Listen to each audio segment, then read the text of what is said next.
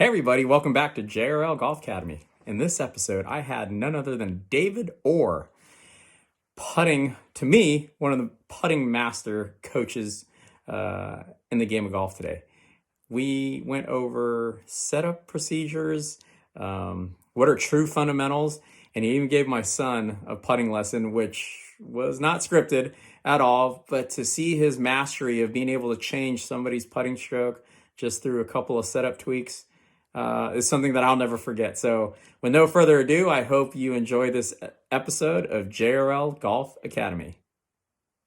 For those, I've been able to watch you from afar, and I know a lot of my friends have gone and seen you and over the years. What's interesting to me is that even though you're known as a putting researcher and phenomenal teacher, that you actually started out really. I mean, you were in the trenches teaching golf swing, and you're a phenomenal full swing instructor, aren't you? No, I'm not. Yeah. No, no.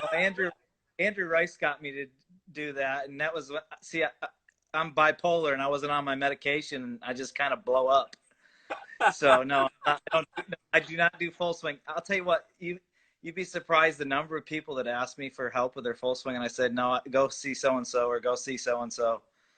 Is it true? Is it true that it was just like there was just too many possibilities in the full swing? That what led you to putting to specialize in putting?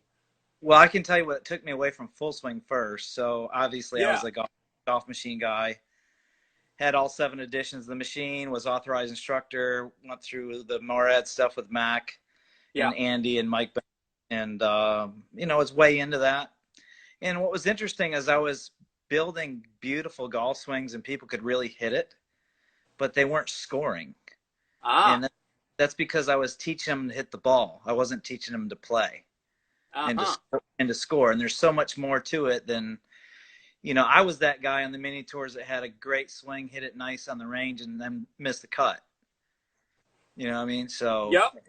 I know what that is. That's yeah. So I got into putting back in 2006-07 when David Adele, or actually before David Adele, Billy McDonald from Henry Griffiths gave me a fit to aim system, and it had Chris Aoki and David Adele on the fit to aim system. And I was like, who's this Adele guy? And I got his number, and I invited him up to Campbell University, and he came up, spoke to the kids, and then he gave me his fitting system. He said, here, do some testing because you got like 150 kids here. Just run them through head design, hosel design, lines, etc. So that's kind of how I got started.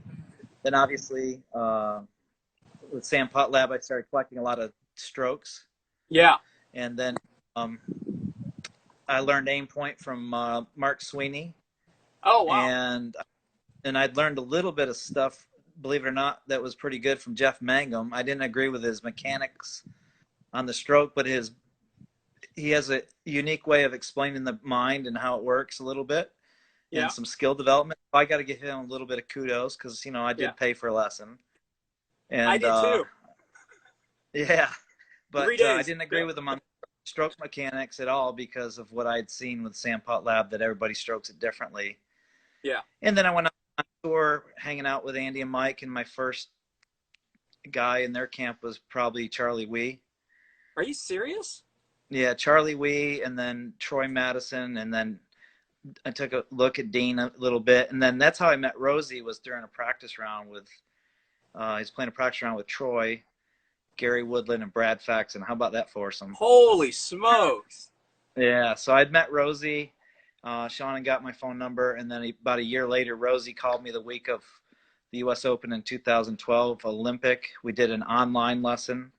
What's funny is I don't do online lessons, but now I do. But that's how I used to start with, was literally put the laptop on the ground and we started. And then he flew me down to Lake Nona at the time for a 4-day training camp, and figured I'd never see him again, and had me come back. And then we worked on, he asked my thoughts on chipping and pitching, and then wedge play. So I wasn't just his putting coach. I was short game, pitching, wedge play. And the big joke was when I got to an 8-iron, Foley took over.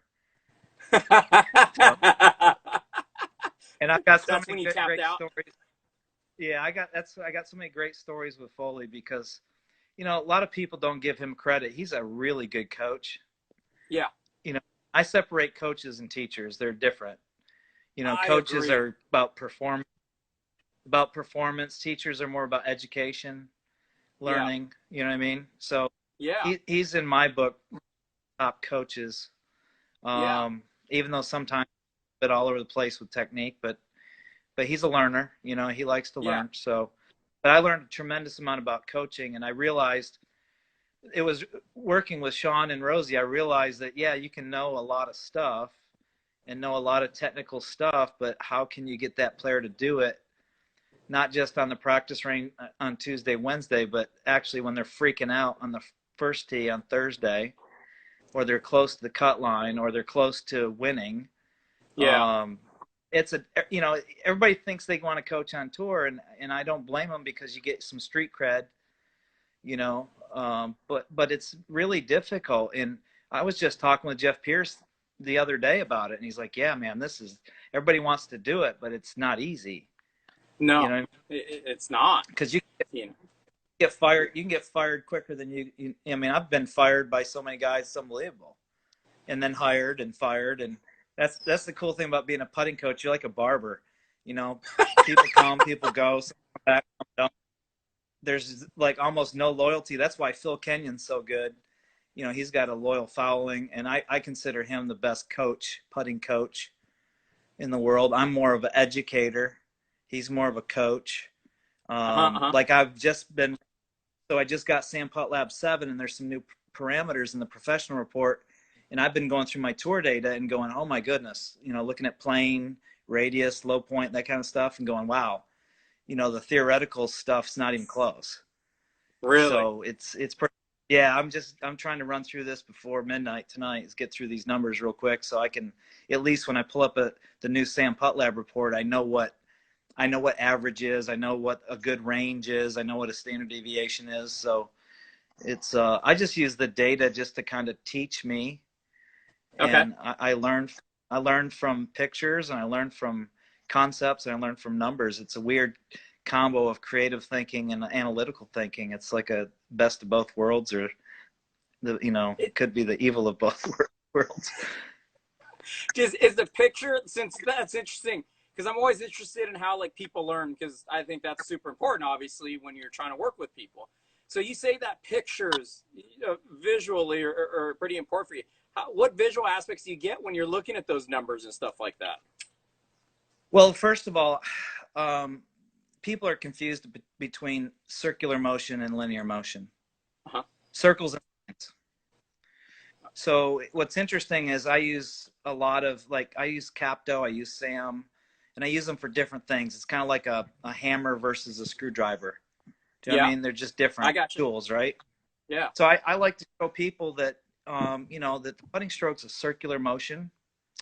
We're using a section or a sector of that circle, Yeah. and that the circumference, the arc. So I use a pizza. I use a pizza and a pizza slice to teach the kids the concept of a putting stroke. I'll pull out this big 4 foot radius of a pizza slice, and I go, "This is a stroke." And they look at it, and it's got pepperoni on it. It's got sauce, cheese, you know. And but on the backside, I flip it around, and now it's got the kinematics. It's got the radius. It's got the arc width, the arc height, the angular displacement, the angular velocity, angular acceleration. So I flip it so they see the art of it, this pizza slice. Yeah. And then for those that are analytical or inclined, I'll flip it the other way and show them the math Oh my and the God. shapes. Yeah, so I start a lesson off with the mechanics of a wheel. I Okay. said this putting stroke, we're inside this big wheel. Consider the putter and your arms as a spoke. Okay. And when the wheel rotates in a plane, that's your absolute rotation. And if there's any twisting of rotating of the club, you know, around the shaft or out of plane, that's going to change the wobble of the wheel. The wheel's going to Okay. wobble. Okay. Yeah, Yeah, I that was makes actually sense. first. Yeah, so I'm teaching people that putting strokes more like a wheel, and then all of a sudden, Luca comes out with this great video of the Luna wheel. If you check it out on Capto's thing, so he came out with a great great video on that. But I was first taught the mechanics of a wheel back with Dr. Neal about 6 or 7 years ago. So we're dealing with an axis of rotation model rather than a sweet spot plane model. And at first I couldn't grasp it, but then Doc kept, rehashing. He's such a great teacher. Doc Neal is Dr. just Rob wonderful. Neal, right? Yeah, he's fantastic. And then Sasha McKenzie again went over this concept of angular motion and rotation of the whole club. Okay. It's like a wheel. So you just keep getting educated. Now I don't look at the putting stroke as like a linear motion. So like straight back, straight through is actually a vertical arc. Does that make sense? Straight back, straight through. Yeah, it's actually an arc. Yeah. It's an arc in a vertical plane. And we've had several players in history figure out how to change their setup to get that putter to move that way. So Michelle Wee would be one. Let's go tabletop, right? Dean Wilson would be another. Dean Wilson would be another one. Let's stick the elbows out and rock, under rock. Nicholas? Right. Nicholas is more of a right arm, trail arm, piston type motion. But Dean would get both elbows out. And yes, and get really crowd. Yeah, there you go. Yeah. And then obviously the kids where the arms are vertical under their shoulders and the club's at an angle, and they just translate the butt of the club sideways, and they can get the club to go straight back, straight through that way. So there's 3 ways to do it. What's interesting is biomechanically you have to contort something. You have to rock something, twist something to get it to move that way. Unfortunately, it doesn't work the way the robots are built with 1 degree of freedom. Yeah. We've got 6 degrees of freedom on our lead arm, 7 degrees of freedom on our trail arm. But yet these robots, I saw it on Facebook, this new putter that demonstrating hitting it off the toe and it's drawing. You hit it off the heel, it's fade. I'm like, putts don't draw and fade, for crying out loud. Yes, they spin, the ball tilts. Yeah. I call it the tilt of the axis of the ball, but it's not like spinning. Right. Me, spin. To me, spin. It's got to at least have one or 2 revolutions in the air. Right. You know what I mean? Something, but anyway. So the robot. So the straight back, straight through. So I always give people. I call them the straight back, straight through society, kind of like the Flat Earth Society. Yeah. Okay. So I put them to the test. I said, okay, you got a line on your putter. All right, I'm going to put this alignment stick down. I want you to keep your line covering the stick on the ground the whole way. Keep it perfectly at 90 degrees. And they try to do it, and they go, well, I'm twisting it. And I'm like, yeah, exactly. What are you twisting it with? They go, my arms. I said, well, which arm? Well, some people feel their left arm go under. Yeah. Some feel their right forearm top. And they call it under twist. I call it under twisting, right? And then other players that say, oh no, the putter goes straight back, straight through. So then they have them move the putter head linear, and they start changing the radius of their arms, their wrists, almost like trying to keep the putter low to the ground, right? Yeah. Okay. So in this plane? No, I'll show you. So you've got straight back, straight through club face. Yeah. Which would be this way. Yeah. And you got straight through club head, which would be a change of the radius. Oh, yeah. I see that. Yeah, you're changing the flex in the arms. Yeah, well, you have to move the putter in a straight line. Like Sasha demonstrated, if you're going to throw a dart in a straight line with your hand path, you've got a rotation at the shoulder, a rotation at the elbow, a rotation at the wrist, and at the finger. It's the only way you can 4 rotations. Well, the player's doing the same thing here. They're going left arm comes out, left elbow lengthens, left wrist changes its either extension or ulnar deviation, and then their finger gets long and open. So then the face is, outside and open, and then they got to swipe across it. So, and then the final one is straight back, straight through shaft, which is the tracking from our full swing days of where we've got this laser tracing or tracking. The so baseline? that's just the shaft. Yeah, it's tracking. Yeah. So the shaft acts, the club head arcs, and as a Yeah. result of the whole system, it's rotating the face. Yeah. So we try to rotate the face. We don't have to try to rotate the face. The system is rotating like a wheel. Yeah. That makes sense? So Yeah. in order to understand the putting stroke, I think it helps to have some understanding of wheel mechanics. Does that did you have because I followed you, and you know, I'm like most golf pros, right? I'm always trying to like figure, you know, find little things that you guys are working on.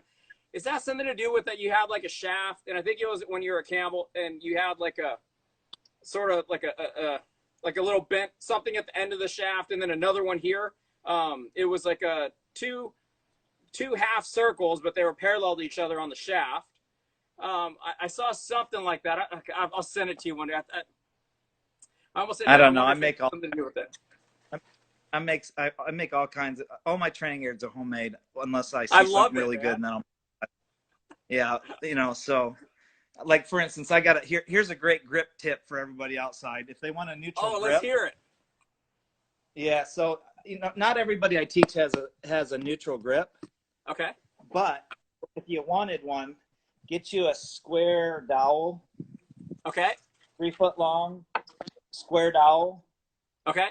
5/8 inch, and you can feel the where the club shaft sits in the angle of the hand.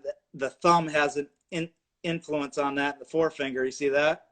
Yeah. And then I say fingers on the left hand. See how it looks like a pistol Yes. and an angle there. So now Yes. I have to deviate to bring the axis of the shaft in line with the or parallel to the axis of the forearm. Yep. And same thing with the right hand and the left hand, and that's how I get a really, really neutral looking grip. Can you see that? Yeah. Okay, got that? I And then got you can that. feel where the fingers sit in the creases of the cracks of that or the corners of that stick. So that's one way to get neutral. And then I will use a tennis racket for the big grip for the big fat grip folks out there. Yep. If Preston Combs is listening, he can't borrow this idea. Okay. Well, it was told Sure. here, so we know where it's coming from. I'm gonna try to move inside to see if this gets a little better. The reception there. So the great thing about a tennis racket's got bevels. Right. And the Rosemark grip is the closest thing to that type of shape. So you can feel whether the thumb is on top or maybe rotated a little bit more into closed, rotated clockwise, or rotated neutral, or rotated counterclockwise. And then the same thing with the trail hand. Is it rotated clockwise, neutral, or on top? So you get these little grip variations. You see what I'm saying? Yeah. Affecting my arm. Look, yeah. So I'll use a tennis grip on the different bevels to show people the rotational orientation of the grip, and that's kind of how I classify the grips. There's 9 different grip types, and it's just basically any combination between being neutral, rotated. You see what I'm saying? So there's 9 Yeah. Runyon grip, the worst grip, the butterfly on top. This is the worst grip. Both hands on top's the worst putting grip possible. Like a strong and a weak hand. Yes. Yeah. Yeah. Time that this hand is on top and this hand is on top, it's been rotated. This golf club is moving all over the place out of plane. It's like a wobbly wheel. So I give maximum amount of rotation of that. Yeah, it's a quagmire, to be honest with you. A quagmire. Yeah. Yeah, Like and to be honest with you, I use about 3 of the grips. Okay. Because I like to have one of the hands at least relatively neutral, so the player knows where the face is. Yes. That makes sense. So one of the hands is the face. Yeah. With the neutral, both hands are the face. That makes sense. Yeah. So can one hand be can the square face with the grip, like you were saying, rotated? Can it be either left or right hand? It doesn't matter to you, or Yeah, that's preference in the matchup. Okay. Trying to match the grip up to the motion. I gotcha. And then you go grip. So the grip influences the wrist sequencing, which I did a presentation on for Hack Motion at the PGA show. Okay. And then the wrist, obviously, sequence affects the forearms, pronation and supination, which is going up to the elbow, flexion, extension. That they're related. Okay. And then you get up into the arm and shoulder. So, I mean, it just goes right up the chain. So a lot of teachers ask me, well, what do you look at first? What the ball's doing. Well, what do you look at second? What the club's doing. What do you look at third? Well, what the hands are oriented to the club. Then what next? Then the wrist, then the forearm, then the elbow, then the upper arm, then the shoulder. Then I look at the head and the eyes, the torso, the pelvis, the hips, the legs, the knees, the ankles, the feet. And with me being into skiing, back into skiing after 30-year hiatus, I went 8 times here in 7 weeks. And I'm learning all I can about the feet, because the feet are everything. Sure. So, yeah, balance, your basic support, your platform, and that kind of stuff. Would you say it was kind of interesting when you said there the things that you look at first in your checklist? It sounds almost a little bit like when you're teaching full swing a little. You go see what the ball's doing first, and then you kind of backtrack from there a little bit. Well, yeah, the problem is most of us don't know how to look at how a putter moves in space. We know how a golf club moves in space, like a driver. Yeah. Right? Yeah. And 6-iron. Yeah. Putters, how they rotate in space. Notice I said they rotate. You know what I mean? They do. The wheel rotates. So I think, like, I can remember early on, I mean, I didn't know anything. I still don't know much, but I know a little more than I used to. But I didn't know what to look for, so I couldn't see it. Yeah. And because I asked Dr. Marker, I said, working with a 3D with a body with Dr. Neal for 7 years, I can see some cool stuff. He's like, well, you don't really see it. He goes, you've seen that movie scene over and over and over again. He goes, you expect to see it. Yeah. It's kind of like when we watch Caddyshack over and over and over again, right? Yeah. And we hear the cannonball coming. All right, where are they? They're in Carl's shack, right? That's right.